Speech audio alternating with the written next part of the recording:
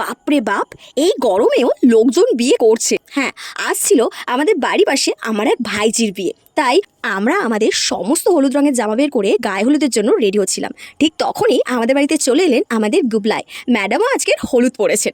এরপর আমরা রেডি হচ্ছিলাম, তখন লিপস্টিকটা দেখে ম্যাডামেরও লিপস্টিক পরতে ইচ্ছা করলো, কিন্তু যখনই তাকে লিপস্টিকটা পরাতে গেলাম তখন তিনি ওটা নিজের খাবার বস্তু ভাবছিলেন। তারপর আমরা রেডি টেডি হয়ে চলে গেলাম বিয়ে বাড়িতে। সেখানে গিয়ে দেখলাম আমাদের কোণের অবস্থাই খারাপ, ওর এতটাই গরম হচ্ছে যে ও পাখার তলা থেকে সরতেই পারছে না। এরপর সবাই গায়ে হলুদের অনুষ্ঠানে অংশগ্রহণ করার জন্য সবাই হলুদ পরে চলে আসে, কিন্তু এত হলুদের মধ্যে সব থেকে সুন্দর লাগছিল এই যে গুটগুটেকে।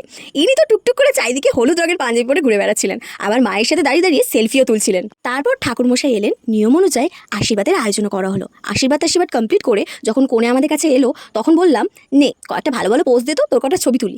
কিন্তু ও এমন এমন পোজ দিচ্ছিল, আমাদের তো সন্দেহ হচ্ছিল গরমের চোটে বোধহয় বেচারির মাথাটাই খারাপ হয়ে গেছে।